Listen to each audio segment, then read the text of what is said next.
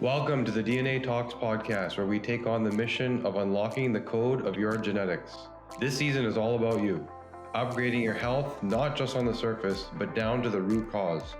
Join us as your clinicians at the DNA company investigate your DNA and beyond. The intention of this podcast is to enhance your lifestyle by changing what is in your control.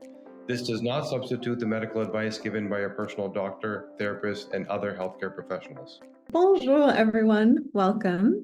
My name is Dr. Krista, and I have the sincere pleasure of welcoming everyone tonight to our session where we're going to be talking all things women's health.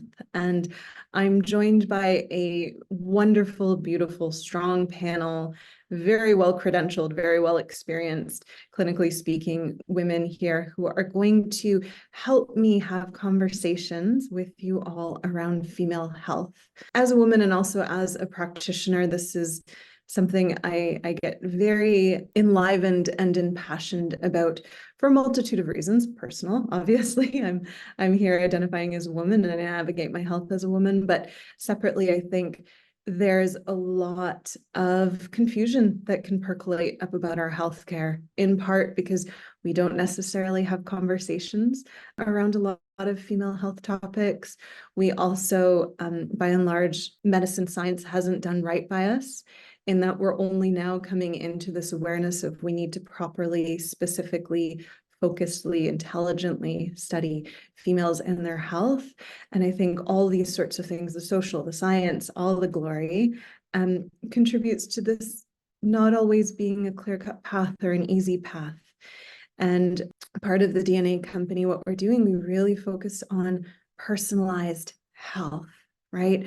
We dig so deep as to go into the genome and understand how the genome focuses and supports and curates your health and your care, but we want to go a step beyond that too, right? Really understanding the person that is before us and how do we best support them and what their health goals are. And before I introduce my panel of illustrious women, and just also a call out, largely today, because we are a genetic focused company, we are going to be talking about female health, so biologic sex XX health. This is not to exclude our friends in the trans community, just awareness that there are different health parameters and consideration that go into that.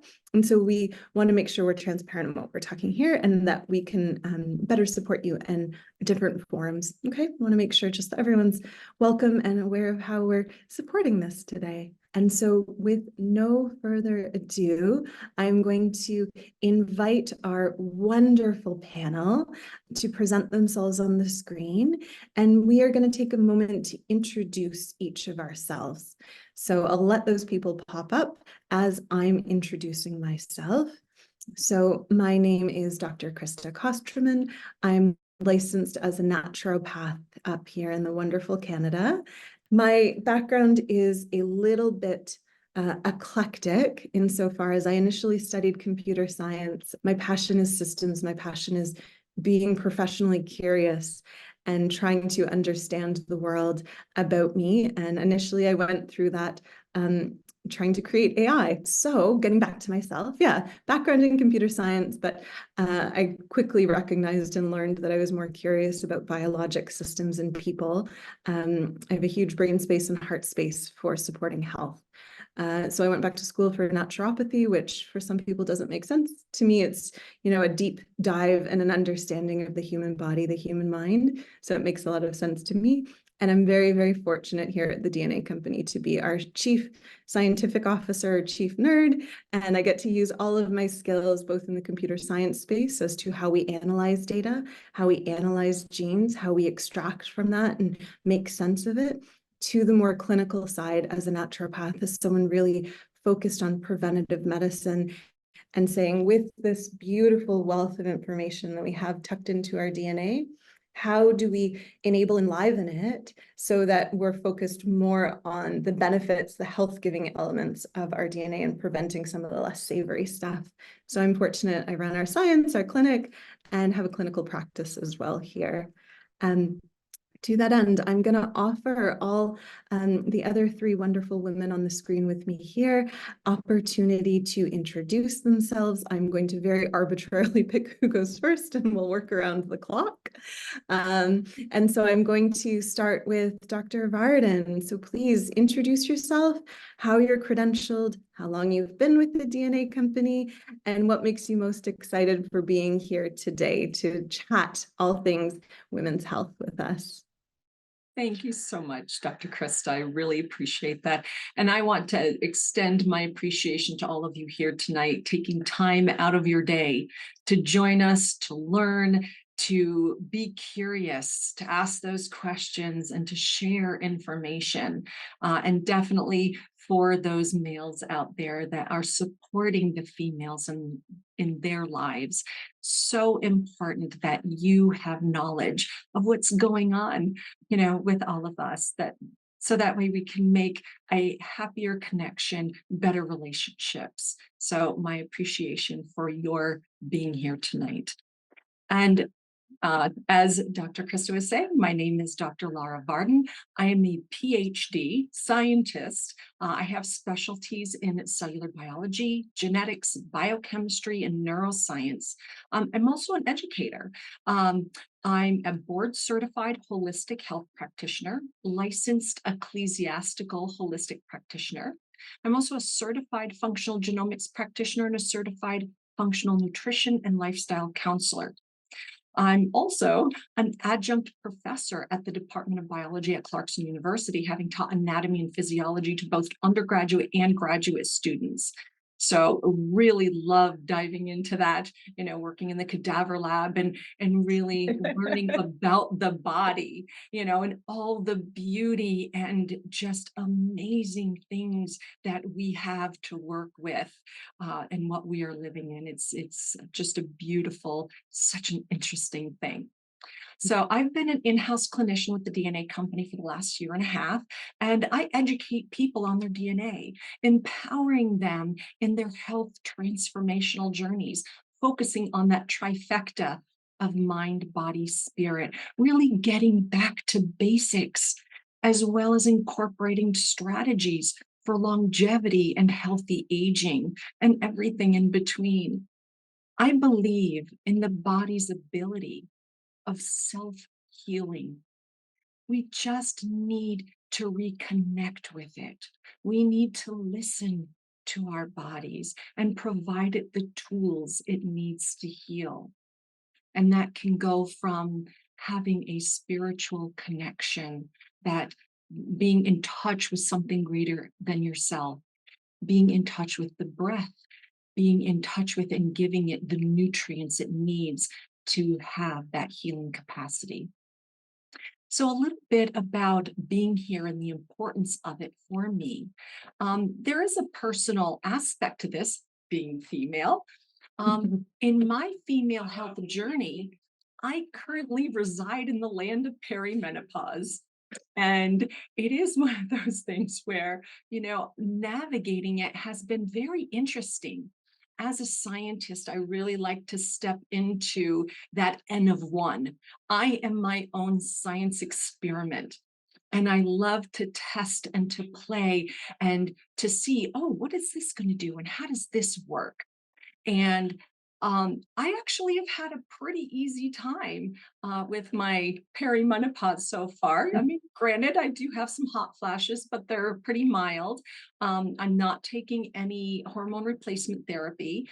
Years ago, I did take birth control for a very short period of time because my cycles were very irregular. I used to have terrible migraines, very heavy bleeding, and that since I have, learned about my DNA and my particular hormone profile as estrogen dominant, it is making sense of why, I've had the time that I've had. Also, the fact of stepping into healthier living that has allowed me to have an easier transition. So really, this is the time for us to all be curious and start seeing and looking into our own journeys. So I'd like to thank you very much and hand the mic over to one of my other illustrious, beautiful women. Yeah, thank you, Dr. Lara. In particular, thank you for very candidly and plainly and wonderfully sharing where you're at in your own personal health. That's valued by me, and it will be valued by our audience, I'm sure. I'm going to pass the mic to our Dr. Stephanie. If you want to introduce yourself, let us know how you got here. Let us know where you are in your journey, because I know you're open to sharing that. Absolutely. Well, I'm excited. So I have a Welcome. doctorate degree in pharmacy. I have a board certification in clinical nutrition, and I had a private practice in Southern California for over 25 years. That was all done on biochemistry and personalized medicine. So the neat thing is a lot of what we can do is going to be based on diet and lifestyle. And that's what we really want to personalize. Take your DNA, do, lifestyle type medicine. But I like to back it with science. I worked in pharma for 10 years. I am a published author and did a bunch of pharmaceutical studies until I decided that that was not really where I wanted to be. And I see a lot of questions about cancer. I had cancer at 21, and it was cervical cancer. So I can tell you that that is really a personal spot when we talk about hormones. I was on birth control pills for a number of years. I was told I would never have children. I did have children. I had 2 live births, and they're amazing. And then I am in my 60s, and I am on bioidenticals. And so we will address the cancer issue later. We will address, oral versus pellets versus, oh, I see some other people that said they've had. Okay. So we do want to talk about, tonight's going to be a lot about detox, a lot about what does your DNA say? That gives you a peek inside the house, and then things you can do to follow up. And we have an amazing functional medicine practitioner with us who can also talk about that. So, we're excited you're here. We're excited that each one of our journeys is a little different, but it will wrap you in. And I just thank you for continuing to interact with us so that we can serve you. Yeah, thank you. I like that stage setting. And I'm going to pass the mic now to Betty. Betty, welcome. Welcome. You're a relatively new face with us. So thank you for joining us. Can you introduce yourselves to our audience? So thank you. Thank you so much for having me. So I have to say, when Dr. Kostroman and I got a chance to meet in person, I was like, oh my gosh, there's so many similarities in our world. I came to this industry through a very circuitous route. So I too was in IT. I love problem solving, anything technical. I was like, I did nutrition, exercise, those things on the side. And actually, it was my own illness, much like a lot of us that come to this arena, we come to it from our own illness. And for me, it was digestive. I, had episodic things when I was younger and as a teen, and, you get into your 20s and you kind of blow those things off until it becomes really bad. And, in my late 20s, I was diagnosed with colitis. And to me, as I moved into my 20s and 30s, it was, okay, you're going to go on these drugs. And if anybody's had an autoimmune disease, they're pretty intense drugs. And I just couldn't, I thought I asked what was a very normal question, which was, could I change my diet and change the trajectory of my digestive disorder that's autoimmune? And the doctor, I remember it so distinctly, he barked this gigantic laugh in my face and said, it has nothing to do with what you eat. So I had some choice things to say for him as a very boisterous, outspoken female. And I decided at that moment I was going to go back and understand nutrition at a much deeper biochemistry level. So while working 80 hours a week, I went back to school full time, went back into a master's program in human nutrition science, even went and got a health coaching certification. So I was like, I need to know what to do to help people understand the chemistry when they're probably crying on the couch about giving up whatever they're eating and those things, because I knew that I had that disconnect. And I got out and started my own private practice. I ended up opening one of the first integrative functional clinics in North Texas, joined the Institute for Functional Medicine, and I became one of the first 300 worldwide certified as a functional medicine practitioner through IFM. But when I hit 39, all kinds of stuff hit the fan. And, I can connect the dots now. I was actually on the study in my mid-20s that approved Zoloft as Serafirm for PMDD. Not realizing at the time it was the birth control that I was on that was just making my mental health a mess. Like hindsight, I'm like, oh, that was very interesting. I was terrified. I didn't want to get pregnant. And so, when I got into my late 30s, I got off the pill and everything went wrong. I went into early perimenopause. At the time, I was in functional medicine, but I was like, that can't be it. That can't be it. And I was a very early taker to genetics. Whenever it was first available, I started genetic testing. I've had my entire genome sequenced. I've done every genetic test. And what became abundantly clear was I had a lot going on in my detox pathways, and particularly in the estrogen pathways. And, through that process, I was able to do a lot to correct my health. And when I went into menopause, so I'm 54, going on 55 this year, I went into menopause and I have had 0 hot flashes, no night sweats. But I can tell you from 39 to 47, it was not pretty. And the reality is that's what also drove me back to get my PhD. I wanted to, number one, understand it at a deeper level, and you really need access to the studies and find out where the gigantic gaps are, and there are gigantic gaps there. And number two, in my clinic, I had the ability, along with people like the DNA company, to capture a lot of data and contribute to women's health. But I needed to become basically a method expert and a research expert. So I went back, and my studies have actually been primarily in hormone metabolism, the microbes in the gut. And then specifically, I also went deeper in looking at IBS in women. And so this is my passion. I even have a podcast called Menopause Mastery. So for those of you that are in our camp or on your way, we talk about this science every single week. I am so passionate about this. I was like, how can I get on a political stage and talk about it? So if I get thrown off stage, but I'd try it. I love it. Well, here's your platform, Adele. Here's the platform to be sharing in a space where people want to hear it and people are ready to receive it. And I'm quite awed, not necessarily in a positive way, but awed by the reality that everyone around here to an extent has partially come to their medicine practice because there was an issue. They went to a doctor and the doctor's like, it's because you're a woman, here's the pill, good luck. This kind of like just blanket statement, this one size fits all that we individually know is not true, but this very much inspired all of our practices, absolutely all of our practices. And so talk to me a little bit, each of us here are clinicians, each of us here see patients, right? We see females coming to us with this, I think I might be going crazy and the doctor tells me I probably am and have prescribed an antidepressant, but I want to try something else first. Talk to me a little bit about the experience of receiving women, different stages of their life. I'm looking at this survey. We have a beautiful spectrum here, a little bit more weighted in around perimenopause and menopause, but very heavily weighted around menopause. But we still have a wonderful segment of people, including people who don't yet have their period. And so speak to us a little bit on your clinical experience of receiving women in different stages of life and the space that must be created to ensure they understand they're not crazy.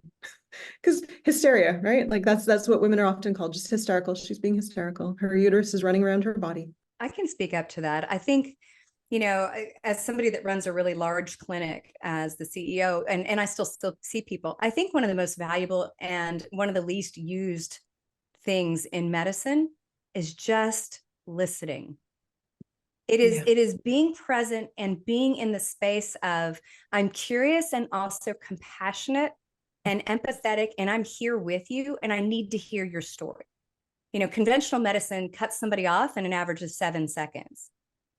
Right? I mean, you can't do that. And I think as women, it's dismissive and it happens. And I think we get it more, but I think just being able to sit and be present and let somebody tell their story. I hear it all the time that people go, oh gosh, I feel like I'm in my therapist's office. I probably shouldn't tell you that. I'm like, feel free to tell me whatever you want to. It's within these walls, right?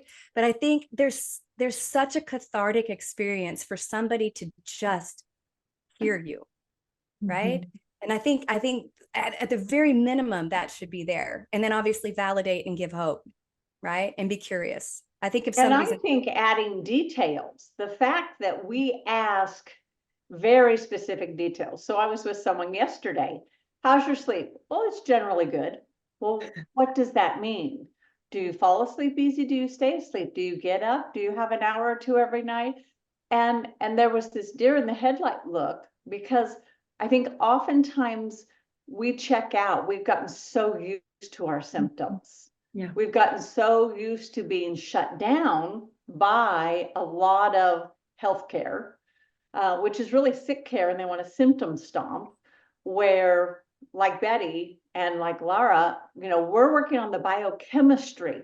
We want to look at we don't have a cardiac system and a gyno system and a, neurology. They all work together. And so we've got the DNA, which is this shell. It's kind of like looking at a house, but then you don't know, let's say you live in a community where there's planned houses.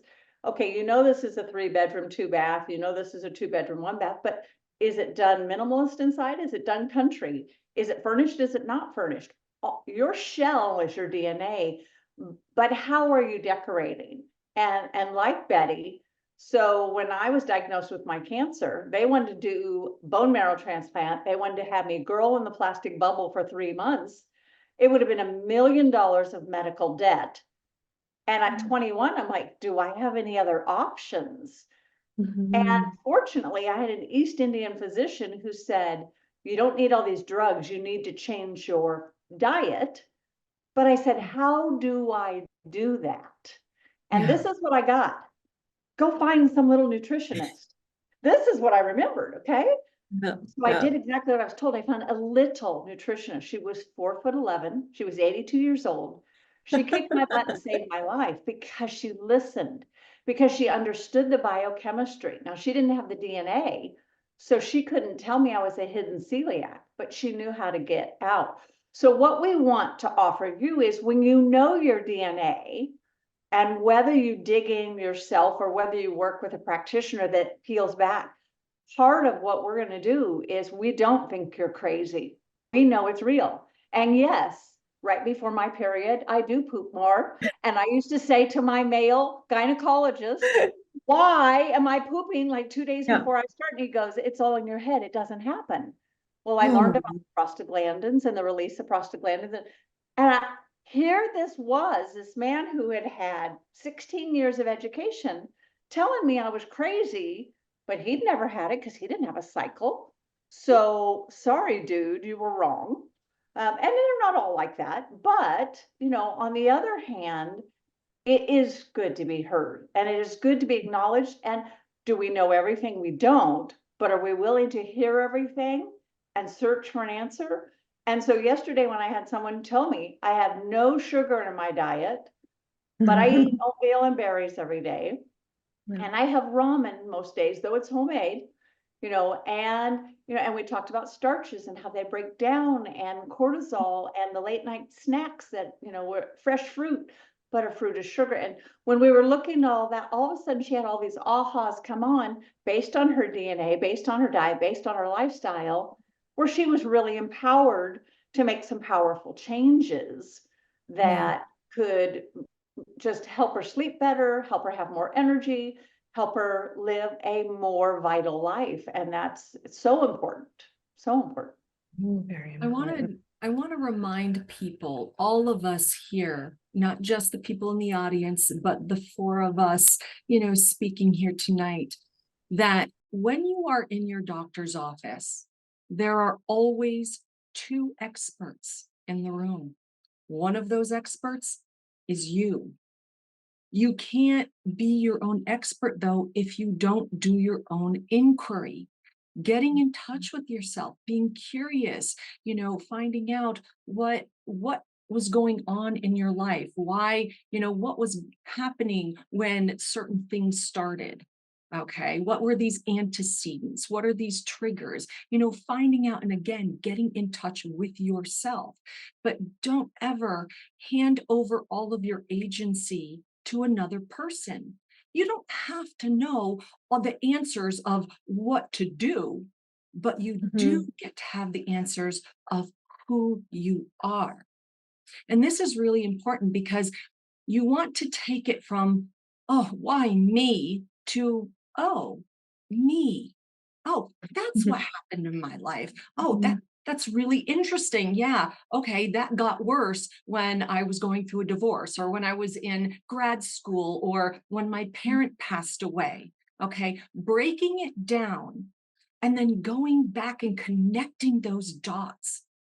figuring out those antecedents, looking at what the triggers are, being able to tell that story is very beneficial, especially when it comes to being able to intelligently and with authority being an advocate for your own health when you are in front of a healthcare provider. Separating out your signs from the symptoms and the diagnoses are very helpful when it comes to communicating with conventional medical practitioners. And so you're probably going, okay, well, what's the difference? Well, symptoms is something we experience that cannot be measured. For example, I feel fatigue, okay? Where a sign is something that can be measured. Like even if you're in a coma, signs are still there. Like you have a rash, you have a fever, increased heart rate, things like that. And of course, diagnoses are diagnoses from, what the doctors determine. But really being in charge and taking that authority upon yourself and being an advocate, finding that voice. Yeah, I love that thought. And I think throughout the course of my practice, that's something that I had to learn, in particular with women. So I've been practicing for about 8 years, and I jumped right into the complex cases. I like the tricky stuff. I like rolling around in the mud. And I started with a lot of people who are experiencing chronic illness, meaning they're pretty sick and they've been sick for quite a while. That could be cancer, that could be chronic fatigue, that could be fibromyalgia. There's a few different that fall in that bucket, Lyme, etc.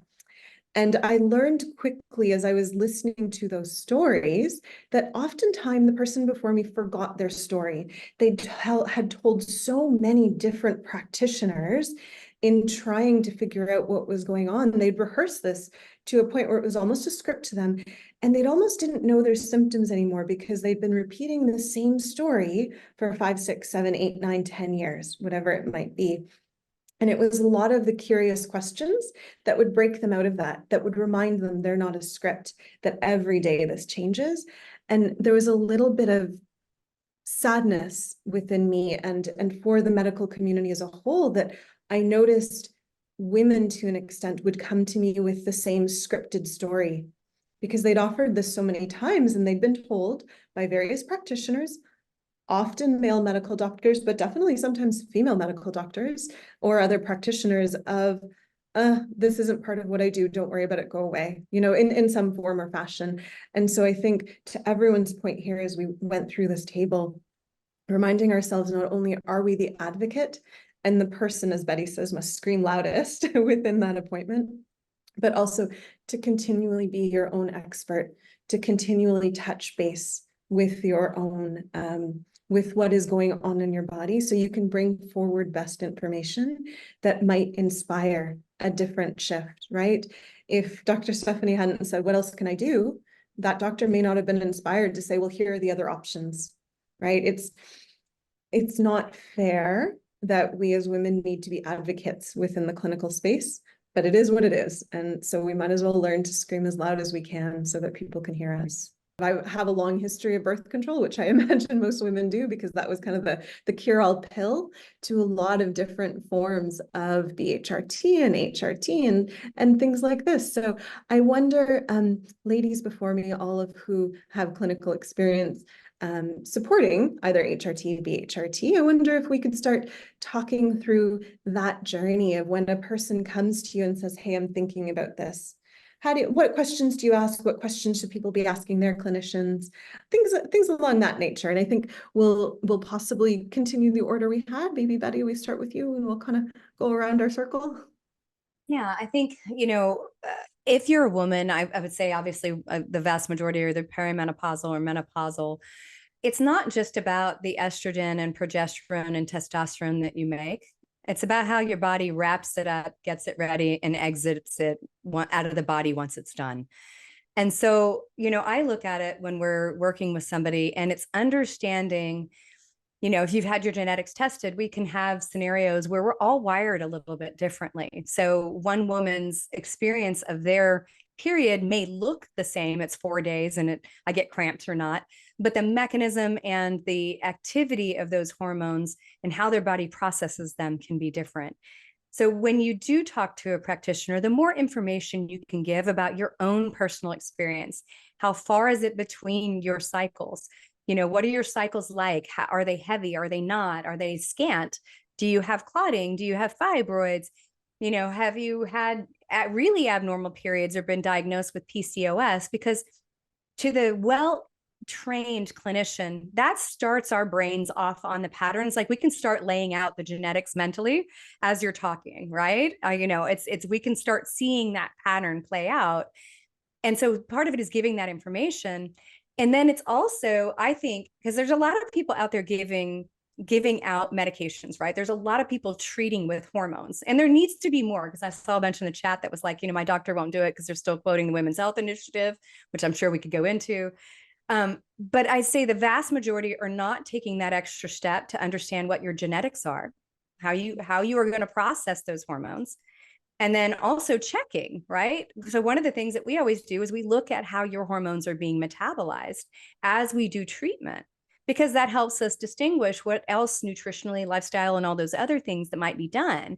So I think it's also being empowered to say, what do you do to help me make sure I'm taking the right amount in the right place in the right way, and that my body's handling it in a way that is the most appropriate and most valuable? You know, I think So those then how do you approach? Do you like saliva? Do you like blood? Do you like, let's talk there, because I think I see a lot of people, some are on BHRT, some are on pellets, some are, so I know what I like, but I'm interested to hear what you like, and see if we can give some guidance of, if somebody was going to start, where do you like to start?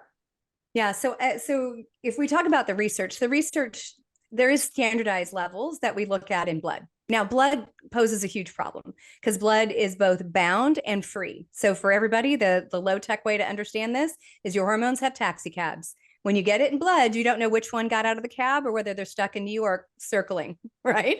So it's a quick and dirty way, but it is what's most of the time used. So a lot of times people may look at hormones in the blood if you can get your doctor to do it. It's also cheaper and easier.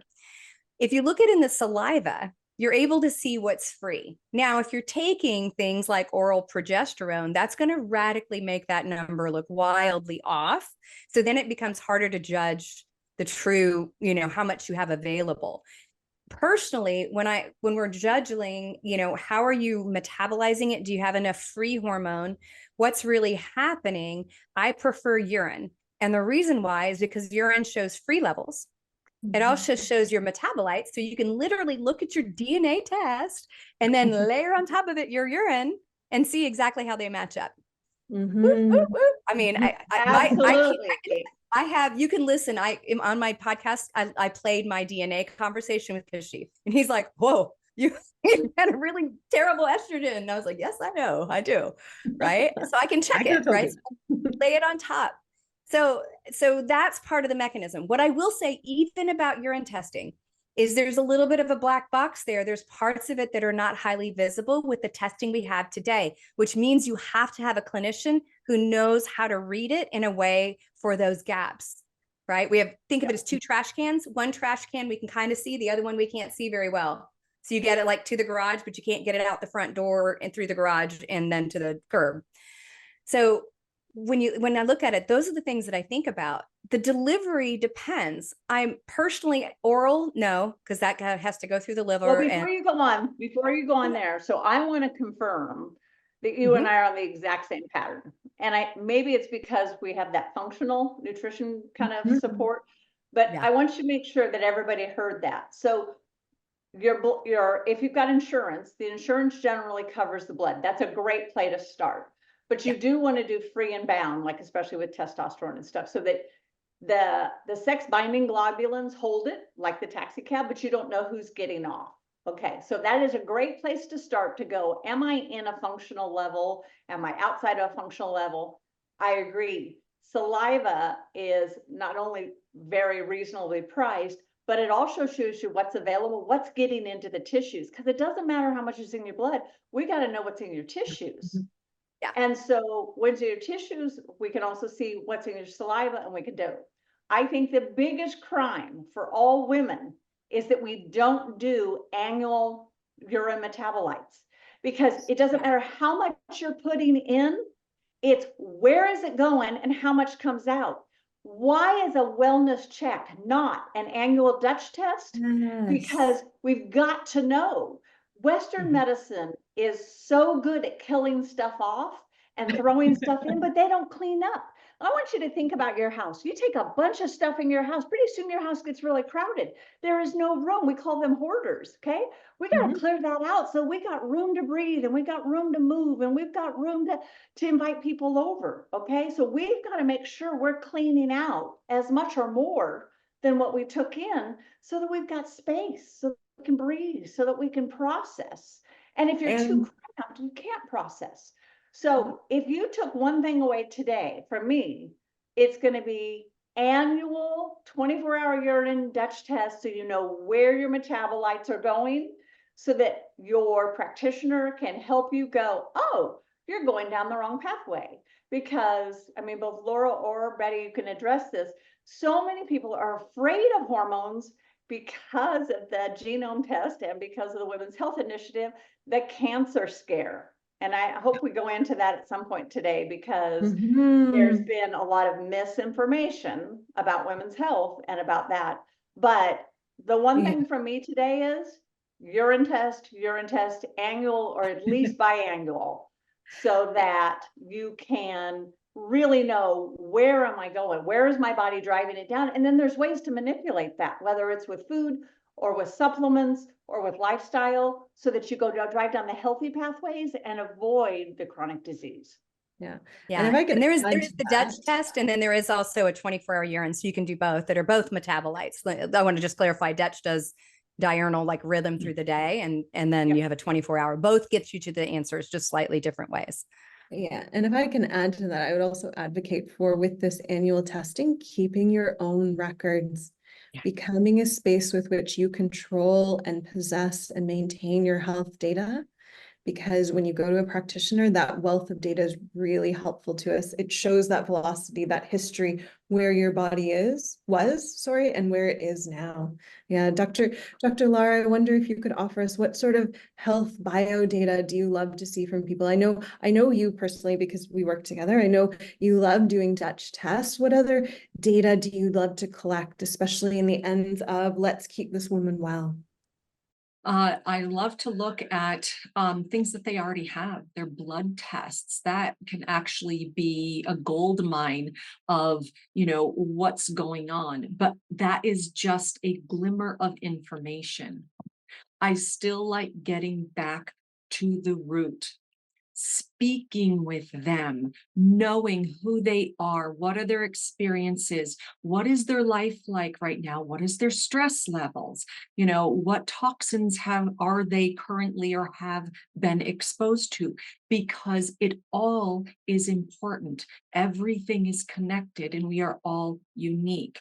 And the way that I like to look at it is not so much just jumping right into hormones and, oh, should I be on this, this particular hormone replacement therapy, and oh, well, my genes have this, and it's just like, okay, time out. And let's, first of all, what's the overall picture? Asking them questions and then saying, okay, well, first of all, let's clear the muddy waters. Let's look at what the root causes are first. Let's control the controllables. So it's like 3 roots, many branches.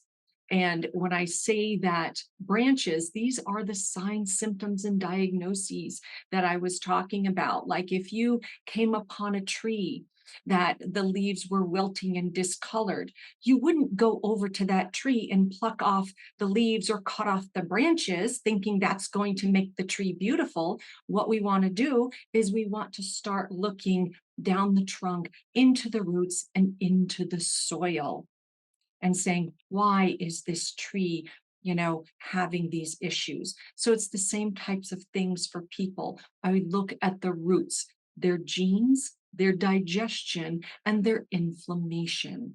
Because when we're talking about genes, I look at the circle of influence. So the food, movement, environment, mindset, these epigenetic factors that influence our gene expression.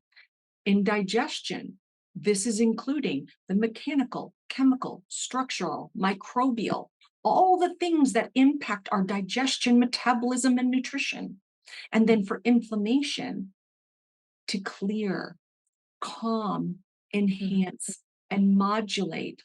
Like clearing, do you have to clear toxins? Do you have to clear negative mindsets? Maybe heavy metals, infections, because all of these are going to impact your cortisol, your stress levels, which are part of your hormones, and effectively, estrogen, testosterone levels, your sleep, because from our last webinar that we did about sleep, testosterone is made while you sleep. And women, when you look at the absolute values, if you normalize your hormones, estrogen, progesterone, testosterone, if you normalize the values, we actually have more testosterone than we do estrogen, less than men, but still more, in absolute values. Yeah. So, that regulation is very, very important. So I look at these things, these low-hanging fruit, these basic, aspects of roots before we dive into all that, because if we can clean that up, it will make it more clear what type of hormone replacement is necessary. And when they do take it, it's more effective. I love that. And I love that amongst the four of us, there is incredible synergy as to let us get testing to understand where we are. Let us hear the story. And to Dr. Steph's point, let's also be mindful of some of the gaps within Western medicine. How do we clean house? How do we keep things squeaky clean?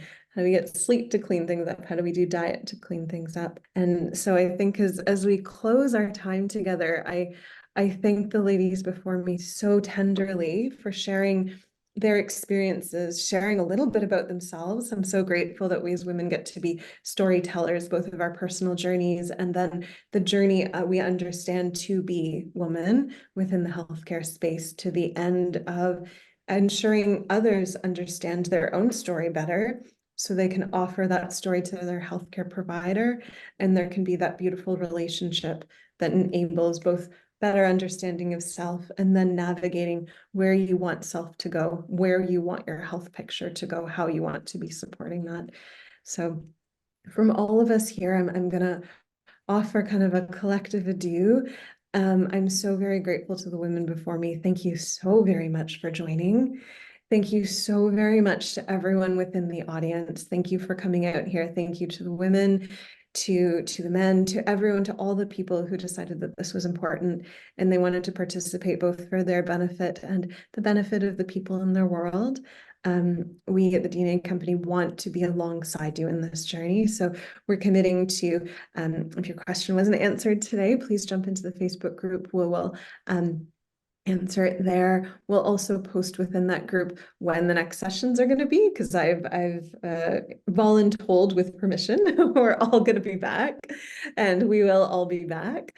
And so we'll make sure that we all keep together and we can kind of create a space where it's safe for the more tricky, scary pieces, but also the funny pieces, the little things that stick out, and the joyful pieces, right? Because I think we pathologize this journey as a woman in ways that isn't fair. And there's so much dancing and joy and laughter to be had along the way, especially when we hold hands together and laugh at the journeys that we undertake. So again, thank you to our brilliant, wonderful panelists. Your lives and your practices are very busy, so we value the time you've offered us.